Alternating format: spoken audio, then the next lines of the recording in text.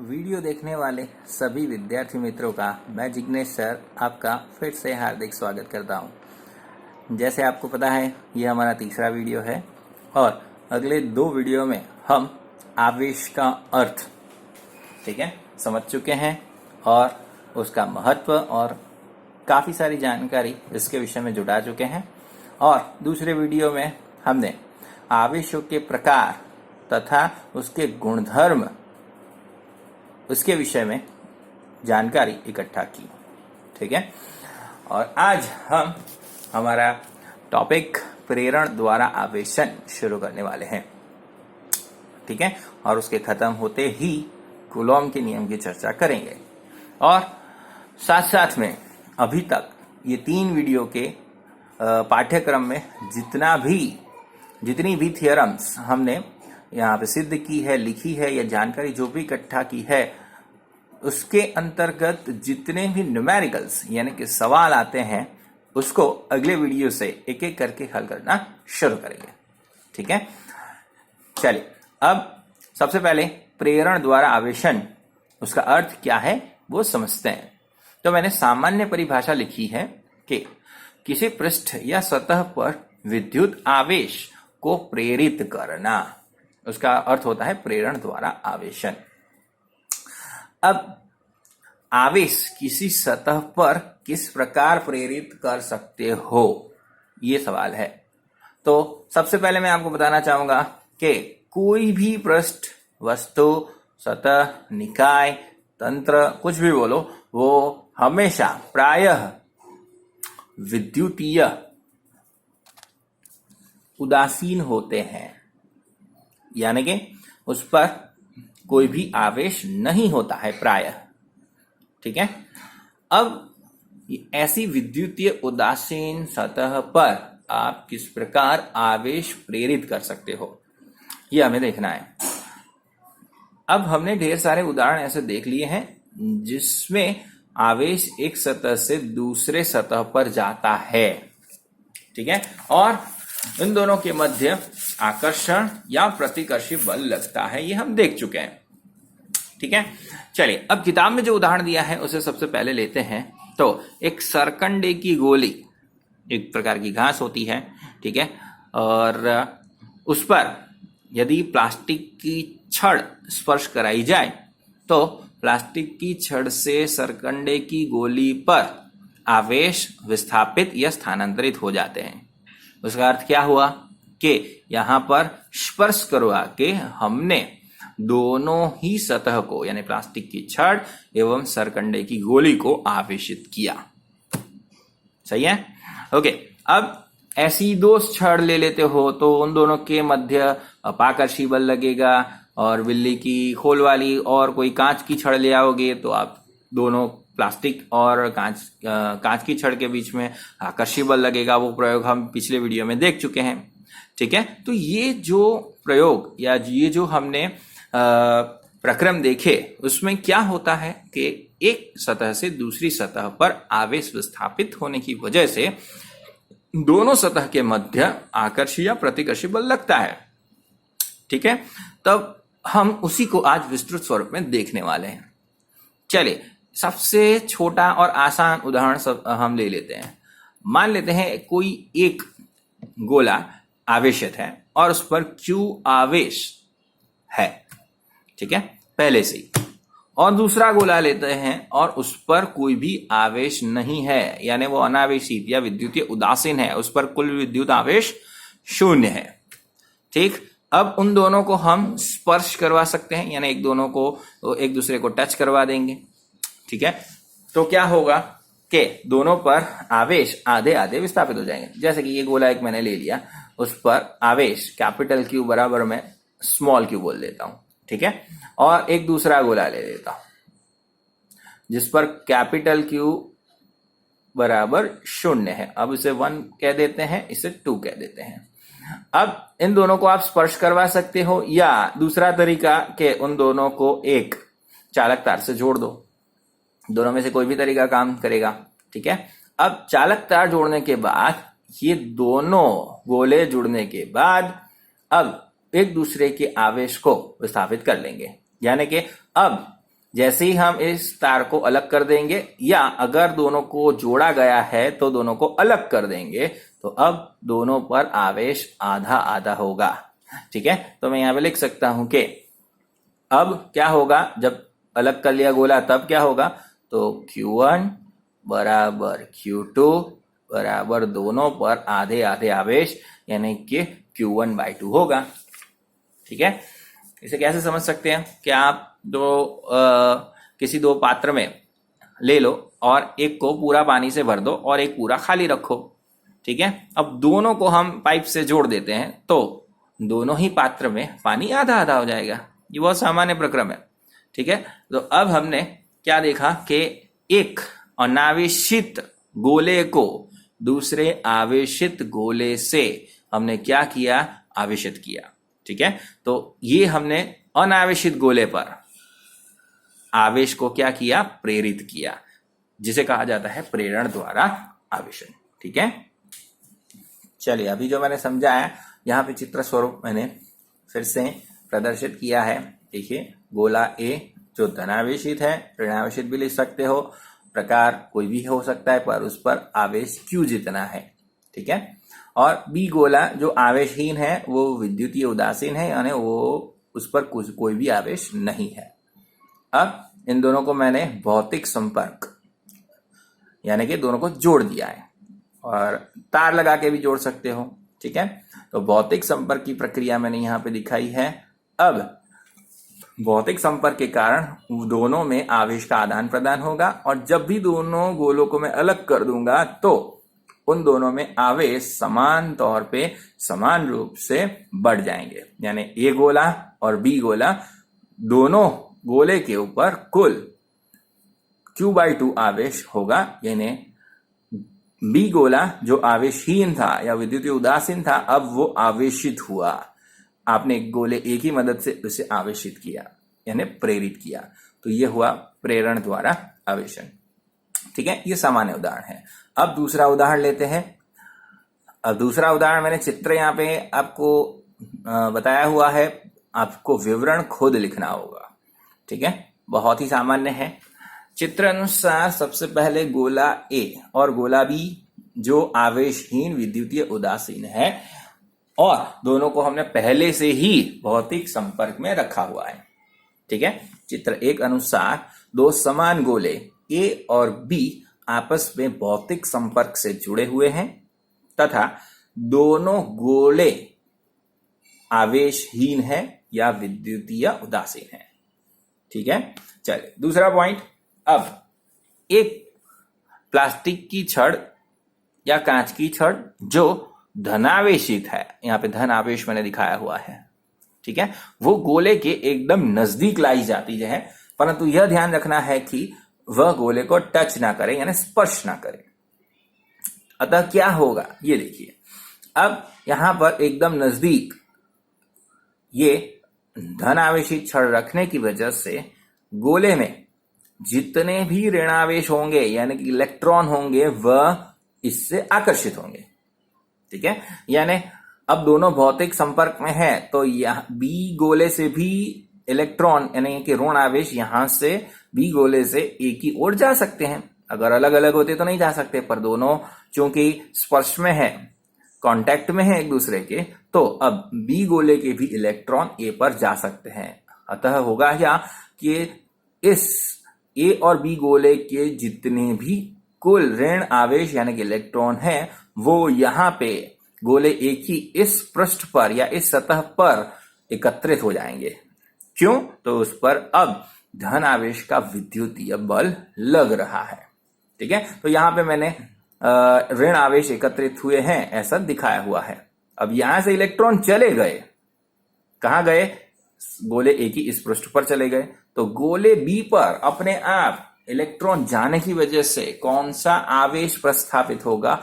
धन आवेश प्रस्थापित होगा। हम समझ चुके हैं, आगे भी देखा हुआ है कि जब किसी पृष्ठ पर आवेश आता है तो जो सतह आवेश प्राप्त करती है वो ऋणावेशित, और जो सतह या पृष्ठ इलेक्ट्रॉन का दान करता है या जिस पृष्ठ से इलेक्ट्रॉन चले जाते हैं वो खुद धनावेशित होती है। तो यहां से बी के पास से या बी गोले पर से इलेक्ट्रॉन चले गए तो वह धनावेशित हो गया। ठीक है, अब क्या करते हैं, ये दोनों जुड़े हुए थे तो अब मैंने तुरंत अब क्या किया कि इन दोनों का भौतिक संपर्क था वो हटा दिया, यानी दोनों को अलग कर दिया। ठीक है, और फिर ये जो धनावेशित छड़ थी वो भी मैंने दूर रख दी उससे। अब देख सकते हो कि जो गोले ए पर ऋण आवेश थे, ठीक है, और बी गोले पर धन आवेश थे, वो अपना पृष्ठ बदल देंगे। यानी कि अब जैसे ही अलग करते हो तो यहाँ पे धनावेशित, अब यहां से धनावेशित छड़ चली गई तो अब धनावेश कहाँ है, बी गोले के पास है। तो यहां पर यानी इस सतह पर गोले ए की दूसरी सतह पर ऋणावेश इकट्ठा होंगे अगर नजदीक रखा है गोला तो। अब मैंने नेक्स्ट पिक्चर में यहाँ पे देखिए दोनों को काफी दूरी पर रख दिया है। तो अब यहाँ पर गोले ए पर ऋणावेश समान रूप से वितरित हो जाएंगे, फैल जाएंगे, और बी गोले पर धनावेश समान रूप से वितरित हो जाएंगे या फैल जाएंगे। अर्थात अब छड़ की मदद से, धनावेशित छड़ की मदद से मैंने दो गोलों को, एक गोले को धनावेशित और दूसरे गोले को ऋणावेशित किया। देखा आपने कि गोला ए क्या हो गया, ऋणावेशित हो गया, और गोला बी धनावेशित हो गया। ठीक है, तो ये हमारा चित्र नंबर 4 है, यहाँ पे 4 लिख दूंगा, और आगे ये हमारा चित्र नंबर 3 था।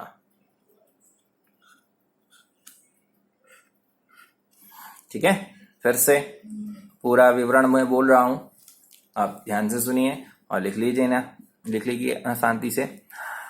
चित्र 1 अनुसार गोला ए और बी जिनकी विमियां समान है या समान गोले हैं, वो दोनों एक दूसरे के भौतिक संपर्क में है। अब चित्र 2 अनुसार एक धनावेशित छड़ गोले ए और बी के एकदम नजदीक लाई जाती है और यह ध्यान रखा जाता है कि यह धनावेशित छड़ गोले को स्पर्श न करे। नेक्स्ट पॉइंट, आवेश छड़ पर धनावेशित या धन आवेश होने की वजह से गोले बी से इलेक्ट्रॉन गोले ए की ओर विस्थापित होंगे और गोले ए के इलेक्ट्रॉन गोले ए की एक पृष्ठ जहां पर धनावेशित छड़ है उसके नजदीक रहने का प्रयत्न करेंगे। ठीक है, अतः गोले बी पर से धनावेश जाने की वजह से वह खुद धनावेशित, और गोले ए पर गोले बी के अतिरिक्त ऋणावेश यानी कि इलेक्ट्रॉन प्राप्त होने की वजह से गोला ए अतिरिक्त ऋणावेशित होता है और गोला बी धनावेशित होता है। चित्र 3 अनुसार दोनों गोले का भौतिक संपर्क हटा दिया जाए तो गोले ए पर ऋणावेश और गोले बी पर धनावेशित प्रेरित होता है, और उनको यानी दोनों गोलों को ज्यादा दूरी पर ले जाने पर गोले ए पर ऋणावेशित समान रूप से वितरित हो जाता है और गोले बी पर समान रूप से धनावेश वितरित हो जाता है। ठीक है, चलिए अब आगे बढ़ते हैं कूलॉम के नियम पर। तो कूलॉम के नियम का विधान सबसे पहले मैंने लिखा हुआ है यहाँ पर। कूलॉम का नियम, दो आवेशों के मध्य लगने वाले बल को, यह नियम परिभाषित करता है। ठीक है, हमें पता है कि दो आवेशों के बीच में बल आकर्षित भी हो सकता है, प्रतिकर्षी भी हो सकता है। ठीक है, कूलॉम ने ढेर सारे प्रयोग किए और उस प्रयोग के अंत पर जो निष्कर्ष निकाला कि दो आवेश के बीच में जो बल लगता है वो कैसा होगा, यानी कि गणितीय स्वरूप में हम उसे किस प्रकार लिख सकते हैं, तो वो कुछ इस प्रकार है कि सबसे पहले निर्वात में दो स्थिर आवेश के मध्य लगने वाला बल दोनों आवेशों के मूल्य के यानी कि मान के गुणनफल के समानुपाती और उन दोनों आवेशों के बीच जितनी दूरी है उसके वर्ग के व्युत्क्रमानुपाती होता है। तो यहां पर जो उल्लेखनीय पॉइंट है वो मैं अंडरलाइन कर रहा हूं कि सबसे पहले ये जो बल है हम जो भी परिभाषित कर रहे हैं वो निर्वात के लिए है, ठीक है। और जो दो आवेश की हम बात कर रहे हैं वो कैसे होने चाहिए, स्थिर होने चाहिए। यदि वो चलायमान है यानी कि वो गति में है तो यह गाणितिक स्वरूप या नियम काम नहीं करेगा या आपको उस प्रकार से उत्तर नहीं दे पाएगा जो वाकई में होना चाहिए, ठीक है। और अब ये दोनों स्थिर आवेश जो है उसके बीच में आकर्षी या प्रतिकर्षी जो बल लगेगा वह दोनों आवेशों के मान के क्या होगा, समानुपाती, ठीक। और उनके मध्य जो भी दूरी है, ओके, तो उसके वर्ग तथा उसके व्युत्क्रमानुपाती है। और यह बल की दिशा हमेशा उस दोनों आवेशों को जोड़ने वाली रेखा पर ही होगी। कैसे, जैसे देखिए यहां पर एक आवेश रख देता हूं मैं ए, और यहां पर दूसरा आवेश रख देते हैं B, Q A Q B, ठीक है।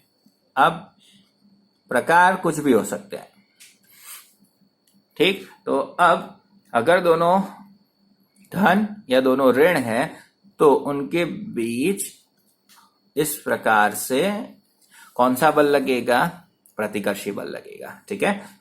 तो आप देख सकते हो कि इन दोनों को जोड़ने वाली रेखा ये है तो उस पर ही है। और मान लेते हैं एक धन और एक ऋण है यानी कि क्यू ए धन और क्यू बी ऋण है, तो उन दोनों के मध्य आकर्षित बल लगेगा और वो कुछ इस प्रकार होगा, ठीक है। तो इन दोनों को जोड़ने वाली रेखा के बाहर इस तरीके से कहीं इधर उधर इर्द गिर्द बल की दिशा नहीं होगी। कहाँ होगी, हमेशा इन आवेशों को जोड़ने वाली रेखा के ऊपर ही होगी, या तो बाहर की ओर यानी प्रतिकर्षी बल या तो अंदर की ओर आकर्षी बल। उसे भी हम आगे समझाएंगे किस प्रकार इसे छांटा जाए, परंतु फिलहाल हम जो नियम लिख रहे हैं उसका सबसे पहले गाणितिक स्वरूप लिख लेते हैं, ठीक है। चलिए मान लेते हैं कि Q1 और Q2 आवेश जो r दूरी पर स्थित है, तो इन दोनों आवेश के मध्य जो बल लगेगा कूलम्ब बल, ठीक है। तो इस नियम अनुसार क्या लिखा जाएगा, तो हमने नियम में देखा है कि इस नियम अनुसार दोनों आवेश के मध्य लगने वाला बल उनके गुणनफल के समानुपाती तथा उनके मध्य दूरी के वर्ग के व्युत्क्रमानुपाती होता है। अब देखिए यहाँ पे मैंने मानांक दर्शाया हुआ है, क्यों, क्योंकि दोनों आवेश के मध्य लगने वाला बल आकर्षी भी हो सकता है और प्रतिकर्षी भी हो सकता है। अगर यह बल आकर्षी होगा तो उसका मान ऋण आएगा, आगे देखेंगे हम, और यदि वह प्रतिकर्षी बल है तो यह मान धन आएगा। ओके, हमें पता नहीं है अभी फिलहाल कि यह बल धन होगा कि ऋण होगा, इसके लिए हमने यहाँ पे मानांक लगा दिया है, ठीक है। अब जैसे ही ये सप्रमाणता जाएगी वैसे ही उसका अचलांक आ जाएगा, सप्रमाणता अचलांक, ठीक है, नियतांक कहते हैं जिसे। तो F बराबर K Q1 Q2 बटे R², समीकरण 1 हमने बोल दिया है उससे, और K जो है उसे हम क्या कहते हैं, K को कूलॉम का अचलांक, ठीक है, या कूलॉम का नियतांक भी कहा जाता है। जो इंपॉर्टेंट बात है वो यह है कि ये नियम जो कूलॉम ने सिद्ध किया और उसकी जो प्रायोगिक विधि अपनाई वह ऑलरेडी यानी कि भूतकाल में कैवेंडिश वही प्रयोग विधि का उपयोग कर चुका था। 11वीं कक्षा में आपका कैवेंडिश का प्रयोग है जिसमें ऐंठन तुला यानी कि किस प्रकार दो आवेशित गोलों को उनके मध्य लगने वाले बल और ऐंठन तुला की मदद से मापा जा सकता है, वह प्रयोग विधि का वर्णन है। कैवेंडिश का प्रयोग ठीक है, वो आप चाहे तो देख सकते हो। उसी प्रयोग विधि का उपयोग करके कूलॉम ने भी यह गाणितिक स्वरूप सिद्ध किया था। तो मैंने उसे यहाँ पे लिखा हुआ है, कूलॉम ने यह नियम ऐंठन तुलक के उपयोग से सिद्ध किया। इस प्रयोग विधि का उपयोग कैवेंडिश गुरुत्वाकर्षी बल का मान निकालने के लिए कर चुके थे। ठीक है, चलिए आगे लिखते हैं। आगे हमने जो समीकरण लिखा उसमें के यानी जो कूलॉम का नियतांक है उसे प्रदर्शित करने का दूसरा जो तरीका है वो कुछ इस प्रकार है, k इज इक्वल टू 1/4 इसे एप्सिलॉन 0 कहा जाता है। कभी कभी E0 भी कहते हैं, कोई बात नहीं, एप्सिलॉन 0 भी बोला जाता है। ठीक है, जीरो, ठीक है, जीरो यहां पे क्या प्रदर्शित करता है, यहां जीरो तभी लिखा जाता है जब आप निर्वात की बात कर रहे हो। अगर किसी अन्य माध्यम के लिए बात कर रहे हो तो वो केवल एप्सिलॉन लिखा जाएगा, एप्सिलॉन 0 नहीं लिखा जाएगा। ठीक है, तो सबसे पहले हम देखते हैं कि कूलॉम का जो नियतांक है वो k is equal to 1/4 epsilon 0 के फॉर्म में भी दर्शाया जाता है। अब एप्सिलॉन 0 क्या है, नई चीज फिर से आई। तो एप्सिलॉन 0 को निर्वात की विद्युतशीलता कहा जाता है। ठीक है, जिसे परावैद्युतांक और परमिटिविटी इंग्लिश वर्ड है उसका कहा जाता है। अब मैं परावैद्युतांक क्या है या विद्युतशीलता क्या है वो आपको समझा रहा हूं, ध्यान से समझ लेना। परमिटिविटी इंग्लिश वर्ड है जो, वो दो शब्दों को मिला के बनाया गया है, टू परमिट और एबिलिटी। ठीक है, परावैद्युतांक यानी कि परा अवकाश या फिर कोई किसी भी माध्यम में जो अवकाश है, और वैद्युतांक यानी विद्युत वहन करने की क्षमता। विद्युतशीलता यानी कि विद्युत कितनी आसानी से, शीघ्रता से उसके अंदर से वहन कर सकती है, उस क्षमता को विद्युतशीलता, परावैद्युतांक या परमिटिविटी कहते हैं। अब जब हम आगे पढ़ेंगे तब विद्युत बल के बाद विद्युत क्षेत्र की बारी आएगी। ठीक है, तो कोई भी दो आवेश एक दूसरे पर विद्युत बल लगाते हैं, पर किसके जरिए लगाते हैं, तो हम कहेंगे कि विद्युत क्षेत्र की मदद से दो आवेश एक दूसरे पर बल लगाते हैं। और ये भी समझेंगे कि विद्युत क्षेत्र को विद्युतीय रेखाओं से दर्शाया जाता है। तो यह विद्युतीय रेखाएं किसी भी माध्यम से कितनी आसानी से गुजर सकती है, उस गुजरने की क्षमता को, जितनी आसानी से गुजर सकती है उस क्षमता को हम विद्युतशीलता, परावैद्युतांक या परमिटिविटी कहते हैं, जो हर एक माध्यम के के लिए अलग अलग होगी। यहां पर फिलहाल हमने एप्सिलॉन 0 यानी निर्वात शून्यावकाश के लिए उसे दर्शाया है। शून्यावकाश में ऐसा कहा जाता है कि लगभग आसानी से, बड़ी शीघ्रता से विद्युत क्षेत्रीय रेखाएं उसमें से वहन कर सकती हैं। ठीक है, अब आगे तो k का मान कितना है, तो कूलॉम के नियतांक का मान है कुछ 9 × 10⁻⁴ और उसका जो मात्रक है वो कुछ न्यूटन × मीटर स्क्वायर प्रति कूलम स्क्वायर है। ठीक है, तो कैसे बनता है, अगर आपको गुरुत्वाकर्षी बल का अचलांक का नियम और उसका आता है विमीय सूत्र बनाना, तो ये बहुत आसानी से आ जाएगा। देखिए यहां पर जैसे ये r² सामने चला जाएगा तो f × r², q1 q2 बटे में आ जाएगा तो k बराबर f × r² बटा q² होगा, या q1 q2 भी लिख सकते हो। चलिए f का मान क्या होगा, न्यूटन, r² यहाँ पे सामने है तो उसका मीटर स्क्वायर, और नीचे गया आपका कूलम, तो coulomb into coulomb, coulomb square हो गया। तो उस प्रकार उसका विमीय समीकरण बन गया न्यूटन × मीटर स्क्वायर प्रति कूलम स्क्वायर। ठीक है, अब न्यूटन का, मीटर स्क्वायर का और कूलम स्क्वायर का अलग अलग विमीय सूत्र मैंने यहाँ पे लिखा हुआ है। देखिए, तो न्यूटन का किलोग्राम × मीटर प्रति सेकंड स्क्वायर यानी m1 L1 T-2, metre square का L2 और कूलम का A1 T1। ठीक है, I = Q/T के ऊपर से मैंने निकाला हुआ है, तो I यानी कि एम्पियर A1 और T1 यानी कि समय। ठीक है, तो अब कुल मिला के उसका समीकरण बन जाता है m1 L1 L2 कुल मिला के L3, ये t -1 ऊपर चले जाएगा, -2 -1 टोटल -3 और बचा a -1। ठीक है, विमीय समीकरण याद रखना है इसका k का। अब एप्सिलॉन 0 की बात कर लेते हैं। तो एप्सिलॉन 0 का मान, k का मान आपको याद रखना है। ठीक है, प्रयोग विधि से ये आता है, ये कैसे सिद्ध होता है वो नहीं है सिलेबस में, परंतु ये मान याद रखना है और आपको रह भी जाएगा क्योंकि ढेर सारे सवाल हल करने हैं हमें उसके आधार पर। तो अब इसका मान रख दोगे, 4 पाई तो नियत है, अचलांक है, यहां पर रख दो। एप्सिलॉन 0 को सामने ले लो, k को नीचे डाल दो, तो एप्सिलॉन 0 का मान आ जाएगा आपके पास। तो एप्सिलॉन 0 बराबर कुछ 8.85 गुणे 10 की -12। अब उसका विमीय सूत्र क्या होगा, तो उसका उल्टा हो जाएगा। तो पहले न्यूटन इंटू मीटर स्क्वायर जो ऊपर था वो हर में आ जाएगा, यानी कूलम स्क्वायर बटे न्यूटन गुणा मीटर स्क्वायर हो जाएगा। और उसका विमीय सूत्र इसका उल्टा हो जाएगा, एग्जैक्टली ये जो है उसका उल्टा। तो इसके माइनस प्लस निशानी बदल दीजिए। तो ये m+1 था तो m-1, ये +3 था तो -3, ये -3 था तो +3, -1 था तो +1। ठीक है, तो E0 का विमीय सूत्र होगा आपका m-1 L-3 T3A1।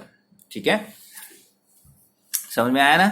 ओके, चलिए तो अब उस समीकरण को हम लिख देते हैं जो आगे लिखा हुआ है। तो दो आवेशों के मध्य लगने वाला बल F बराबर 1/4πε0, K को मैंने बदल दिया ε0 से।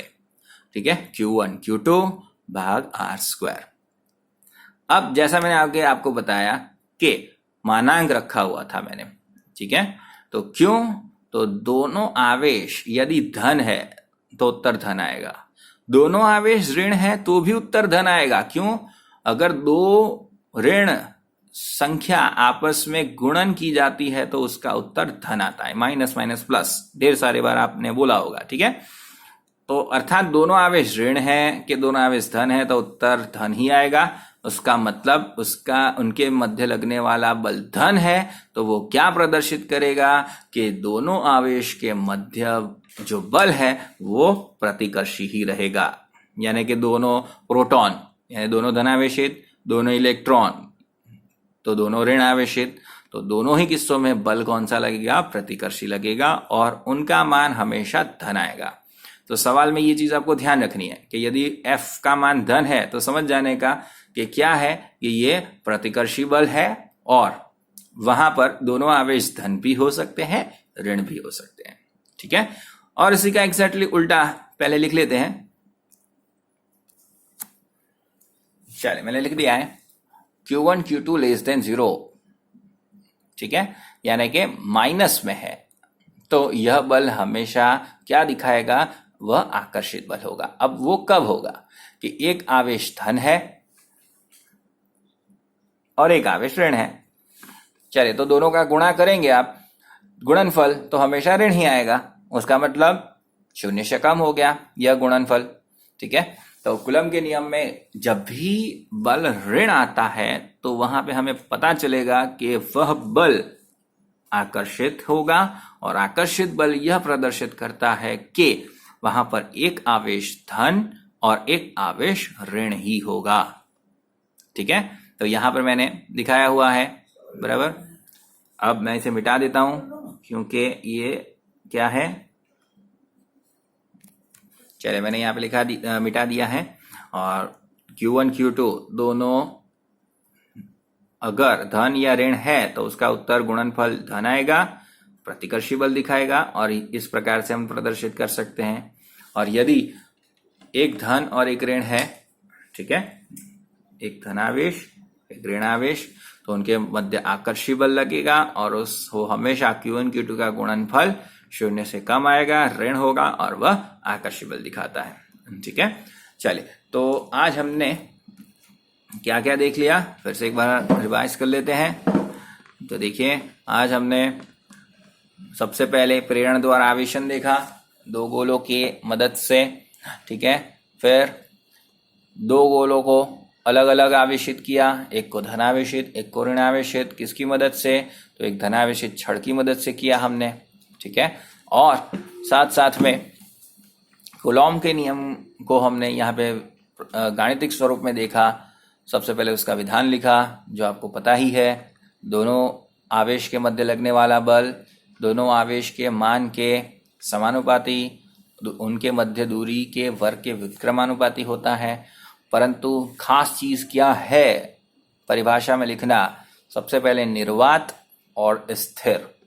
अगर ये दो वर्ड की कमी होती है, बाकी सब हर एक प्रत्येक विद्यार्थी लिख सकता है ये इस नियम को, बराबर। जब हमें एग्जाम में चेक करना होता है तो हम पूरा नियम देखते हैं, परंतु सबसे पहले हमारी नजर निर्वात पर और स्थिर वर्ड पर जाती है। अगर निर्वात शब्द नहीं है, स्थिर शब्द नहीं है, तो आपकी परिभाषा का मार्क्स आपको सब कुछ लिखने के बावजूद भी नहीं मिलता है। क्यों? क्योंकि स्थिर आवेश नहीं होंगे। आपने आवेश लिखा है, आवेश के बीच में बल लगता है, परंतु यदि वह स्थिर है तो ही कूलॉम का नियम सही मायनों में काम करता है। और जब मैं आपको कूलॉम के नियम की मर्यादा पढ़ाऊंगा तो सबसे पहले यही पढ़ाऊंगा, ठीक है। अभी फिलहाल हमने कूलॉम का नियम देखा है, उसका सदिश स्वरूप जांचना है, उसे भी सिद्ध करेंगे। उसके बाद हम कूलॉम के नियम की मर्यादाएं देखेंगे, ठीक है। तब यह इंपॉर्टेंट है। यदि निर्वात नहीं है तो उसका मतलब माध्यम भी हो सकता है, तो माध्यम में और निर्वात में वही दोनों आवेश उतनी ही दूरी पर अलग अलग बल लगाएंगे, ठीक है। तो निर्वात और स्थिर ये दोनों शब्द आपकी परिभाषा में होना अति आवश्यक है। बाकी समानुपाती और व्युत्क्रमानुपाती सबको पता है, सब आराम से उसको क्या बोलते हैं रट्टा मार लेंगे, परंतु यह शब्द होना अनिवार्य है। फिर जब आप समीकरण लिखते हो तब मानांक देना भी आवश्यक है। F बराबर K अचलांक है, कूलॉम का अचलांक है, Q1 Q2 को मान देना अति आवश्यक है।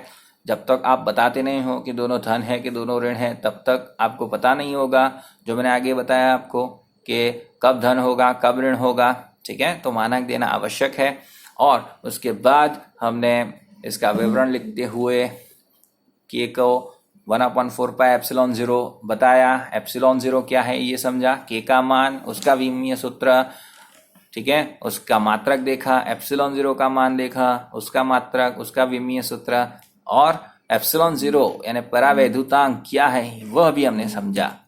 और फिर अंत में Q1 Q2 less than greater than 0 कब होता है वो देख लिया, ठीक। तो अब आज का वीडियो यहाँ समाप्त करते हैं और नेक्स्ट वीडियो में हम कूलॉम के नियम का सदिश स्वरूप और उसके आधारित हम सवाल हल करेंगे, ठीक है। Take care, bye bye.